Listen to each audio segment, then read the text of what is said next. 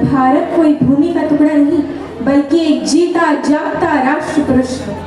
ये वंदन की धरती है, अभिनंदन की धरती। ये अर्पण की भूमि है, ये तर्पण की भूमि है। यहाँ की नदी नदी हमारे लिए गंगा है, यहाँ का कंकर कंकर हमारे लिए शंकर है। हम जिएंगे तो इस भारत के लिए और मरेंगे तो इस भारत के लिए। और मरने के बाद भी गंगा जल में बहती हुई हमारी अस्थियों को कोई कान लगा के सुनेगा तो एक ही आवाज आएगी, भारत माता की। जैसे जमीन पर चमकते हैं जुगनू, आसमान में चमकते हैं तारे। जैसे जमीन पर चमकते हैं जुगनू, आसमान में चमकते हैं तारे, कुछ ऐसे ही हैं आदरणीय बाठी सर और बाठी मैम हमारे श्री समर्थ पब्लिक स्कूल के एक सितारे और स्कूल का यशस्वी नेतृत्व संभालने वाले आदरणीय प्राचार्य महोदया, आदरणीय उप प्राचार्य महोदय। गुरु वह दीपक है जो अज्ञान के अंधकार को दूर करता है। ऐसे सभी गुरुजनों को मेरा हृदय से प्रणाम और सभी महानुभाव एवं यहाँ पर उपस्थित सभी विद्यार्थीगण। मैं स्नेहा कविता विष्णु वैराले कक्षा 8वीं डायमंड से आज के स्वतंत्रता दिन पर कुछ विचार अभिव्यक्ति हेतु उपस्थित हूँ। आजादी की दुल्हन ने ऐसे ही नहीं बिहाई है, खूनी नदी बही हमारी गर्दन तक कटवाई है। गोरों के शासन में देखो कितने अत्याचार हुए, आम आदमी खास आदमी जो भी थे लाचार हुए। फांसी के फंदे पर था अशफाक खुशी से झूमा था, वीर भगत ने फांसी के फंदे को हंसकर चूमा था। राजगुरु राजेंद्र लहरी शेखर की अजब कहानी थी, जान लुटा दी मातृभूमि पर कितनी गजब जवानी।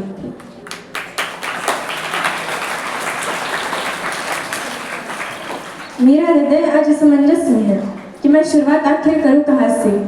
मैं शुरुआत करूं उस भारत से जहां 140 करोड़ लोग 22 भाषा और 1600 से अधिक बोलियों में बात करते हैं, जहां राजनीति मात्र सत्ता का खेल नहीं बल्कि विचारों की विविधता का दर्पण है।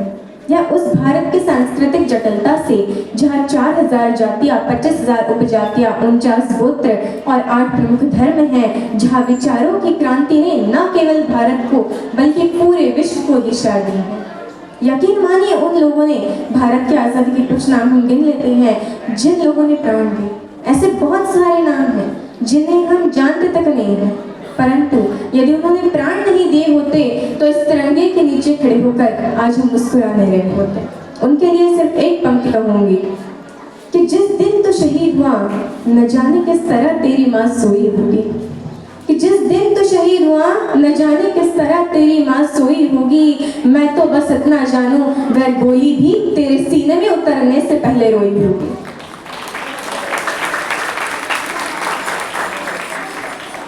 पुलवामा में 44 जवान शहीद हुए, छत्तीसगढ़ में 76 जवान शहीद हुए, पहलगाम में 26 मासूमों की जान चली गई। तब कोई भी मानवाधिकार की दुहाई देने वाला हमारे पक्ष में आकर खड़ा नहीं हुआ, परंतु जब जैन विश्वविद्यालय में एक देशद्रोही के द्वारा भारत तेरे टुकड़े होंगे अफजल हम शर्मिंदा है जैसे देशद्रोही नारे लगते हैं तो सारे मानवाधिकार की ज्ञाता उसके पक्ष में जाकर खड़े हो जाते हैं।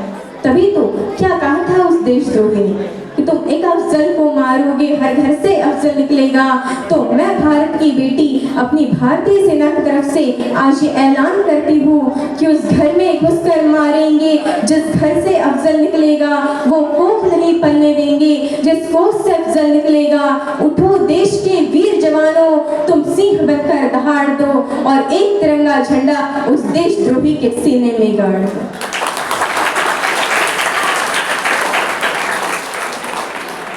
क्योंकि नौजवानों के दिल में जलती आग हिंदुस्तान है, शत्रु के वक्षस्थल पर करता नाग हिंदुस्तान है। ये शौर्य है, बलिदान है और त्याग हिंदुस्तान है।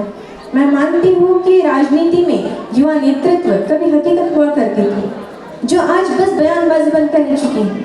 आज के भारत का युवा जब भारत तेरे टुकड़े होंगे जैसे नारे लगाता है, आज के भारत का युवा खालिस्तान पाकिस्तान जैसे नारों का समर्थन करता है, तब उसी भारत की उसी जमीनी 23 साल के शहीद आजम सरदार भगत सिंह की वह हिम्मत भी देखी है, जहां वो अपने फांसी के फंदे को चूम कर गले से लगाते हैं और अपनी शहीदी से इस देश के क्रांतिकारियों का नया सैलाब खड़ा कर देते हैं।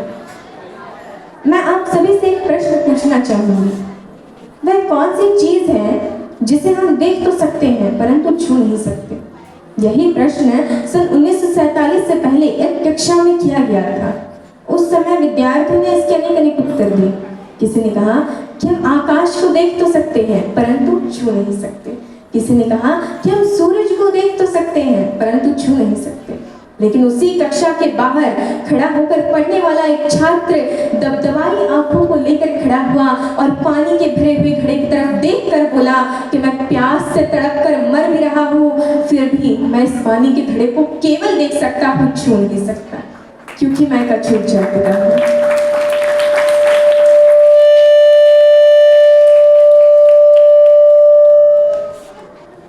और वो अछूत जाति का विद्यार्थी कोई और नहीं बल्कि हमारे भारत के संविधान के निर्माता डॉक्टर बाबा साहेब भीमराव अंबेडकर जी थे।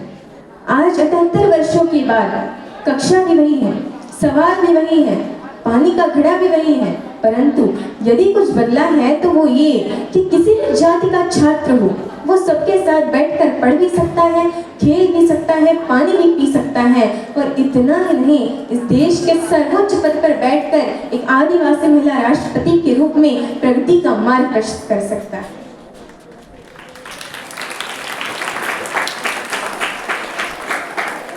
जब जब बात हमारे अधिकारों की आई है, तब तब संविधान ने हमारी रक्षा करी है।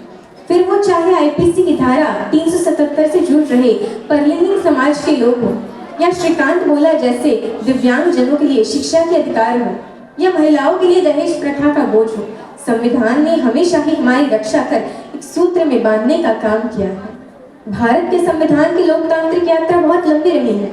जब भारत आजाद हुआ तो उसके साथ कई और सहोदर राष्ट्र आजाद हुए, परंतु आज हम वहां देखेंगे तो हमें पता चलेगा कि वहां कहीं अराजकता है, कट्टरता है, सांप्रदायिकता है, भूखमरी है, गरीबी है, परंतु भारत एकमात्र ऐसा देश है जो आज उन्नति के शिखर पर बैठा है, क्योंकि उन्होंने धर्म को संविधान माना, हमने संविधान को ही पहला धर्म माना।